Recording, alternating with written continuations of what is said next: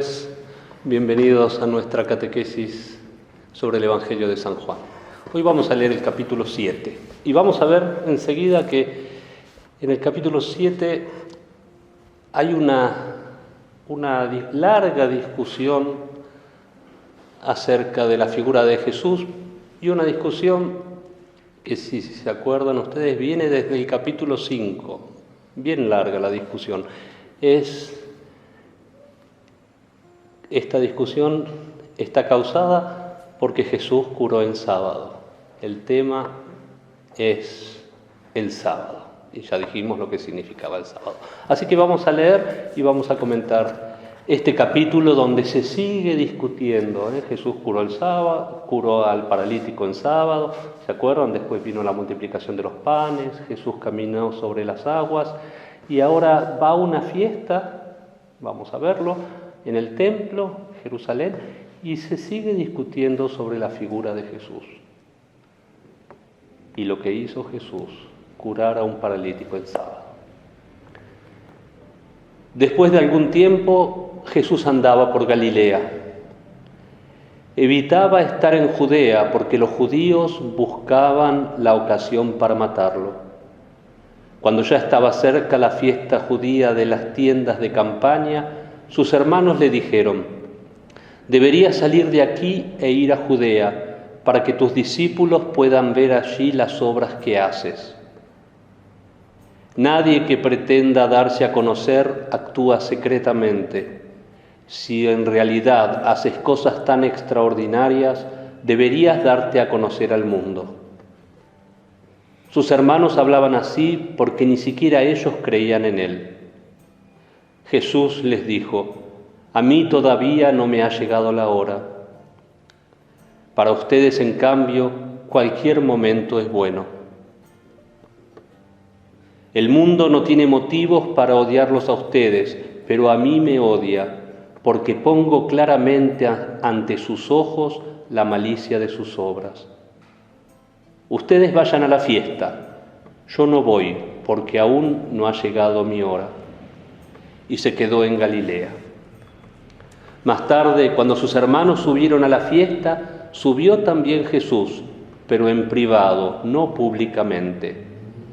Los judíos lo buscaban en la fiesta y se preguntaban: ¿dónde estará ese hombre? También la gente comentaba sobre él. Unos decían: es un hombre bueno. Otros, por el contrario, comentaban: no lo es, sino que engaña a la gente. Nadie, sin embargo, se atrevía a hablar de él públicamente por miedo a los judíos. Hacia la mitad de la fiesta, Jesús se presentó en el templo y se puso a enseñar. Los judíos, sorprendidos, se preguntaban: ¿cómo es posible que este hombre sepa tanto sin haber estudiado? Jesús respondió: mi enseñanza no procede de mí, sino de aquel que me envió. El que está dispuesto a hacer la voluntad de Dios podrá experimentar si mi enseñanza viene de Dios o si yo hablo por mi cuenta. El que habla por su cuenta busca su propia gloria. Por el contrario, si alguien intenta que la gloria sea para aquel que lo envió, ese hombre es sincero. No hay falsedad en él. ¿No fue Moisés quien les dio la ley? Y sin embargo, ninguno de ustedes la cumple. ¿Por qué, pues, ustedes me quieren matar? La gente le contestó: tú estás endemoniado. ¿Quién intenta matarte? Respondió Jesús: están confundidos por lo que hice. Sin embargo, Moisés les impuso la ley de la circuncisión, aunque en realidad el rito de la circuncisión no proviene de Moisés, sino de los patriarcas, y para cumplirla circuncidan aunque sea en sábado. Ahora bien, si circuncidan a un hombre en sábado para no faltar a una ley impuesta por Moisés, ¿por qué se enojan tanto contra mí por haber sanado totalmente a un hombre en sábado? No juzguen únicamente según las apariencias, juzguen con rectitud. hay una fiesta. Sus hermanos le dicen, manifestate públicamente. Y Jesús no quiere hacerlo porque los judíos lo buscaban para matarlo y aún no había llegado la hora. La hora de subir al templo será cuando suba para ser sacrificado, porque Él va a ser la verdadera ofrenda para el sacrificio. Esa es su hora. Y entonces Jesús sube al templo, pero a escondidas, no públicamente. Y los judíos se preguntaban, ¿cómo puede este hombre saber tanto si nunca estudió? Y Jesús reconoce que su enseñanza no le viene del estudio, no le viene de sí mismo, sino que le viene de aquel que lo envió. Y les muestra dónde está la contradicción en el cumplimiento de la ley. Porque, de hecho, los judíos circuncidaban el sábado, porque la ley de Moisés les mandaba circuncidar a los 8 días, y si los 8 días después del nacimiento caía el sábado, circuncidaban el sábado. Pero en realidad el sábado no se podría circuncidar, porque se faltaba a otra ley, la ley del reposo sabático. Y encima les dice que esa ley no les viene de Moisés, viene de los patriarcas. Ni de Moisés, ni de Dios. Viene de los patriarcas. Fíjense que Jesús no está aboliendo la ley, la está poniendo en su lugar. ¿Y cuál es el lugar de la ley? Que la ley no es superior al hombre, no es superior al sufrimiento del hombre. ¿Es posible que el hombre, que su sufrimiento, sus necesidades sean inferiores a un precepto, a un mandamiento? Esto puede ser un peligro también hoy. También para nosotros. Si ponemos las leyes, los preceptos, incluso a veces algunos mandamientos, por encima del hombre y de las necesidades del hombre. ¿Se acuerdan la parábola del buen samaritano cuando ese hombre fue atacado y dejado medio muerto en el camino? Pasan un levita, un maestro de la ley, y no se detienen. Y no se detienen, ¿por qué no se detienen? No se detienen para no contaminarse, porque tocar la sangre contaminaba, según la ley de Moisés. Entonces dejan a ese hombre tirado en la calle, medio muerto, herido, sangrando, para cumplir la ley y no contaminarse. Y dan un rodeo. El sufrimiento del hermano. Hoy tenemos un ejemplo que todos podemos ver. El Papa Francisco pone a la Iglesia a reflexionar sobre el sufrimiento de los hombres, porque el precepto no puede estar por encima del hombre, no puede estar por encima de su vida ni de su sufrimiento. Y lo tratan de hereje, como a Jesús. El misterio del hombre está antes que el sábado, antes que la ley. Si hoy las iglesias están cerradas, es por amor a los hombres.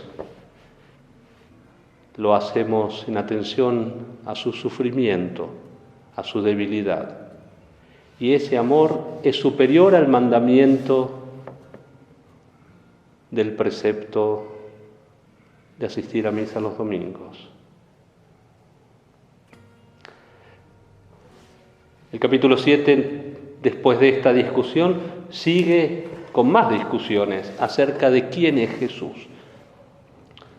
Jesús va revelando paulatinamente, gradualmente, quién es. Hemos visto que no se quiere manifestar públicamente y va al templo, lo hace a escondidas, pero va, y predica de manera privada, lentamente, gradualmente. Jesús se acerca a la gran revelación que será sobre la cruz. Y a partir de esta predicación de Jesús, aunque es privada, surgen las preguntas. Y toca un punto central de la religiosidad del judaísmo, el sábado. Y como hemos visto, Jesús pone el mandamiento del sábado por debajo del hombre.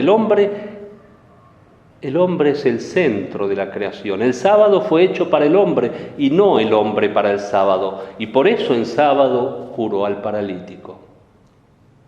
La primera pregunta que se hace la gente es: ¿será este el Mesías? El Cristo. Las dos palabras significan lo mismo. Mesías es la palabra hebrea, Cristo es la palabra griega, significa el ungido. Y ya hemos hablado un poco del Mesías cuando hablamos de la samaritana. ¿Se acuerdan? La samaritana se preguntaba: ¿será el Mesías? La idea de Mesías del pueblo judío se desarrolla especialmente en tiempos de crisis. Y esa idea de Mesías expresaba el anhelo de que viniera un liberador, porque el Mesías debía ser el liberador. La palabra Mesías, el Cristo, el ungido, y el ungido es el rey, y el que lo unge es el profeta. Esperan al Mesías, al ungido, ungido por el profeta, para que sea rey. Y se pensaba entonces que el Mesías debía ser un rey que debía liberar al pueblo judío de la opresión de los pueblos extranjeros. Y en esa época en concreto era la opresión del pueblo del Imperio Romano. Importante esto del rey. En la historia de Israel hay muchos reyes, pero hay 3 reyes que son paradigmáticos. El rey Saúl, todos conocidos, el rey Saúl, el rey David y el rey Salomón. Veamos un poquito qué sentido tiene esta tradición del ungido y del rey. En primer lugar, entonces, tenemos a Saúl, pero debemos saber que Dios no quería darles un rey a los judíos. Los judíos piden y piden un rey y Dios no les quiere dar un rey,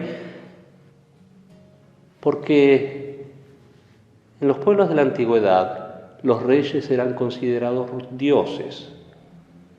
Y Dios les ha dicho muchas veces: ustedes son mi pueblo y yo soy su Dios. Es decir, yo soy su rey. Por eso no les quiere dar un rey. Y tanto insiste el pueblo que al final les da a Saúl. Y la palabra Saúl significa el que ha sido pedido. Porque el pueblo pidió a este rey y les da a Saúl, el que ha sido pedido. Y Saúl es un mal rey. Es un mal rey a los ojos del pueblo y es un mal rey a los ojos de Dios. Entonces, después de Saúl, les da otro rey, David. David es el rey por la unción de un profeta. No lo es por herencia, como estamos acostumbrados nosotros. Las familias reales heredan el título. No, lo hace por la unción del profeta.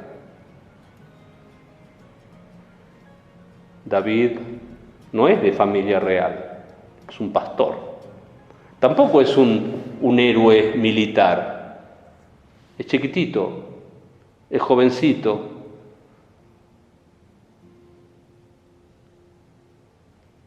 Pero Dios ama a David. Y la grandeza de David viene de este amor que Dios le tiene. A David lo sucede Salomón, su hijo, y aquí empieza la decadencia. Ya no es un rey ungido, sino que es un rey que heredó el título. La monarquía se hace hereditaria, se hace menos humana, Dios interviene menos, hasta que desaparece. Entonces, de estos tres reyes, Saúl, David, Salomón, la imagen del rey Mesías, el ungido esperado, será la del rey David, el amado del Señor. El Señor ama a David y el Salvador de Israel será el amado de Dios. Porque el amor de Dios es el que mueve al Salvador. Somos salvados porque Dios nos ama. Y en el bautismo, todos nosotros somos ungidos con aceite, ungidos, Cristo, Mesías. Todo significa lo mismo, ungido. Y nosotros somos ungidos, somos Mesías, somos Cristo porque Dios nos ama. Por eso somos un pueblo de reyes, no a la manera de los reyes de la tierra, como dice Mateo, los príncipes de los gentiles se enseñorean sobre ellos, y los que son grandes ejercen sobre ellos su poder. Que no sea así entre ustedes. El que quiera ser grande, que se haga el servidor. Somos reyes, somos ungidos, porque Dios nos ama y nos da su amor para que amemos. El título de reyes no nos viene porque somos hijos de reyes, porque de hecho no lo somos. No nos viene porque seamos poderosos, aunque tengamos poder. No nos viene porque seamos sabios, aunque podamos ser sabios. Nos viene porque Dios nos ama, y este amor es el principio de la salvación que Dios me regala, que Dios te regala. Y también el principio de mi colaboración en la salvación de los otros. No es por el poder, no es por una genealogía, no es por una raza, no es un privilegio ni un mérito, sino que viene de Él, de su amor. Dios me ama y esto desencadena toda la historia.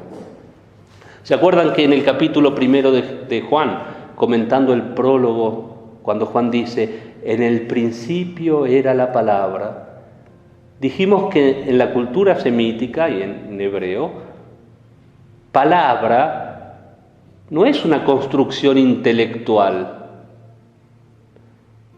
Palabra significa acción, porque Dios dice y hace eso que está diciendo. Lo hace y va todo junto, sucede todo unido. Decir y hacer en Dios es lo mismo. ¿Y cuál es la acción, la palabra de Dios desde el principio? El amor. Dios ama. En el principio Dios está haciendo algo, la palabra, y ese algo que hace es amar. Dios ama al Padre. Dios Padre ama al Hijo en el Espíritu Santo. Este amor es la acción de Dios. Dios es amor y desde siempre ama al Hijo en el Espíritu Santo, con los cuales vive desde siempre, desde toda la eternidad. Pero también ama lo que va a hacer, porque piensa amorosamente en todas esas obras que quiere hacer para que ese amor crezca.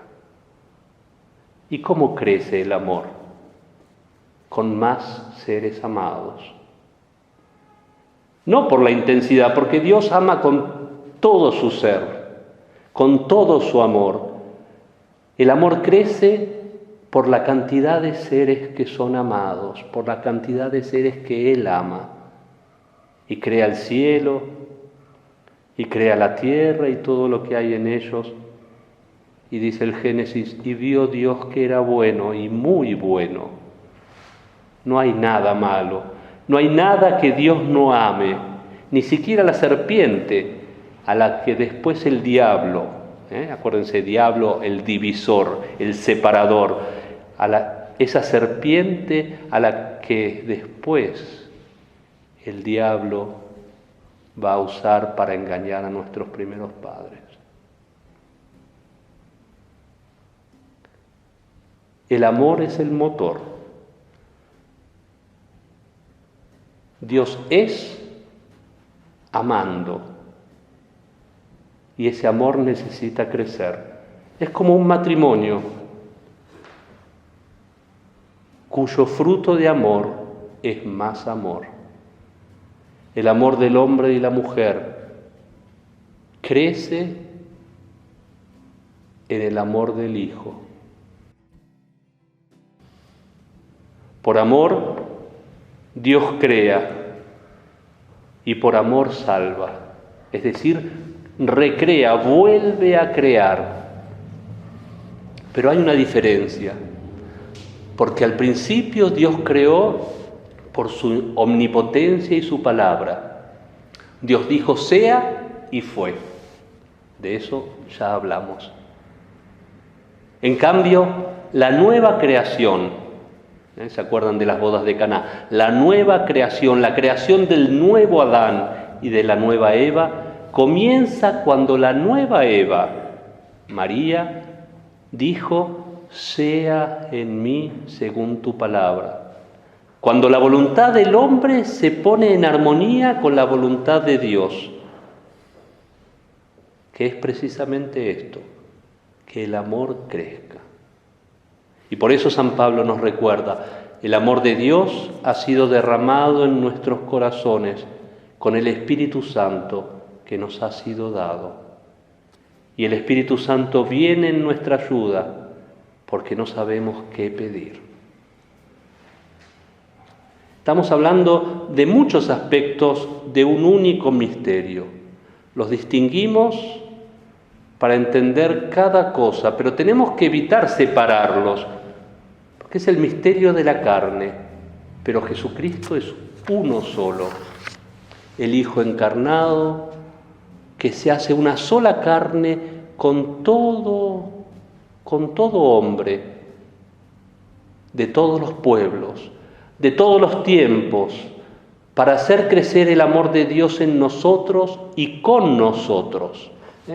5 pasos, pero son un solo misterio, el misterio de Jesucristo que se hace carne. Todo lo otro es una explicación, pero es uno solo. El misterio de Jesucristo. No podemos sacar una cosa, Jesús vino, qué lindo Navidad. Sí, se encarna.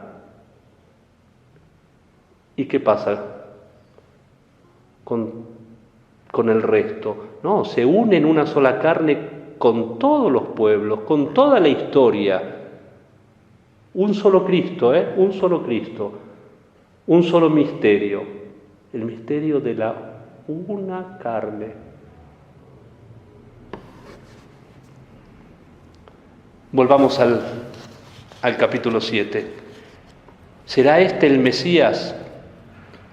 El pueblo judío, entonces, que se preguntaba esto acerca de Jesús, tiene una idea precisa de Mesías, que no es la que acabamos de describir. Debe ser un héroe político y militar. Debe derrotar a todos los pueblos extranjeros que invaden, que amenazan al pueblo de Dios. Debe ser de familia noble y familia real. Por eso los otros evangelios insisten en que es el hijo del rey David, de la familia de David, porque debe ser de familia real. Y por eso ahora en el evangelio de Juan se dice, de este sabemos de dónde viene, Del Mesías, en cambio, no sabremos de dónde viene. Al oír a Jesús manifestarse de este modo, algunos afirmaban: seguro que este es el profeta. Otros decían: este es el Mesías. Otros, por el contrario: ¿acaso va a venir el Mesías de Galilea? ¿No afirma la Escritura que el Mesías tiene que ser de familia de David y de su mismo pueblo de Belén? Había pues una gran división de opiniones acerca de Jesús. Algunos querían detenerlo, pero nadie se atrevió a hacerlo. Los guardianes fueron donde estaban los jefes de los sacerdotes y los fariseos, y estos les preguntaron: ¿por qué no lo han traído? Los guardias contestaron: nadie ha hablado jamás como lo hace este hombre. Nadie ha hablado jamás como lo hace este hombre. Los fariseos les dijeron: también ustedes se han dejado engañar. ¿No se dan cuenta de que ninguno de nuestros jefes ni los fariseos han creído en él? Lo que ocurre es que esta gente que no conoce la ley se halla bajo la maldición. Uno de ellos, Nicodemo, el mismo que en otra ocasión había ido a ver a Jesús, intervino y dijo: ¿acaso nuestra ley permite condenar a alguien sin haber oído previamente lo que dice para poder constatar el hecho? Los otros le contestaron: ¿también tú eres de Galilea? Investiga las Escrituras y llegarás a la conclusión de que jamás ha surgido un profeta en Galilea. Siguen discutiendo sobre el origen de Jesús, siguen discutiendo, preguntándose si tiene certificado de Mesías. Los fariseos conspiran para detenerlo y matarlo. Y esto es, fíjense, es hermoso, ¿no? Le preguntan a los guardias: ¿por qué no lo han traído? Y los guardias le responden: nadie ha hablado jamás como lo hace este hombre. Nadie ha hablado jamás como lo hace este hombre. ¿Cómo hablaban los otros? Los otros maestros hablaban de la ley, hablaban de los preceptos, hablaban de lo que hay que hacer y de lo que no hay que hacer para cumplir la ley. Hablaban de lo que hay que hacer para ganarse la salvación. Jesús no hace estos razonamientos. Jesús habla de la relación con el Padre, habla del amor del Padre y habla del sufrimiento de los hombres. Habla del amor del Padre y del cumplimiento y del sufrimiento de los hombres. Jesús era la palabra de Dios hecha carne y habla de la carne. No era palabra hecha ley, no era palabra hecha papel, no era palabra hecha libro, era palabra hecha carne y habla de la carne. Nadie ha hablado como él. Nicodemo, que ya encontramos antes en el capítulo 3, ha dado un paso enorme. ¿Se acuerdan? Nicodemo era de esos que creían por los signos, y que Juan decía: Jesús no se fiaba de esta gente. Y ahora juzga no por los signos, sino por lo que está haciendo, no por lo que está escrito en la ley. Fíjense lo que Jesús está haciendo en el mundo. Recordemos que toda esta discusión se originó porque Jesús curó al paralítico un día sábado. ¿Se dan cuenta lo enorme? Seguimos en el capítulo 7 y seguirá en el capítulo 8. Esta polémica no termina más. Son polémicas que encontramos también hoy. ¿Cuánta gente enredada en razonamientos del cumplimiento y lo que se debe hacer, y dejamos las balsas en el Mediterráneo que se hundan, porque no se puede, porque no se debe, porque no calculamos, porque debemos pensar porque la carne del hombre, la carne que sufre, es carne de Cristo. Una enormidad, y discutimos, y Y parece que la vida pasa por las redes sociales, por los noticieros, y la carne sigue sufriendo, y es carne de Cristo. Dios es amor y ama desde siempre, y ese amor es creativo, como el amor del hombre y la mujer, crea, hace crecer, crece en el amor y crea más amor. Y ahora, con esto cierro, la apoteosis de todo esto va a venir ahora en el capítulo 8, cuando Jesús se encuentre con la mujer adúltera. El sábado es para el hombre, no el hombre para el sábado. El hombre está por encima de la ley, de toda ley, de todo precepto, de todo mandamiento, porque Dios es amor, no es ley. Y con esto me despido, hasta la semana que viene.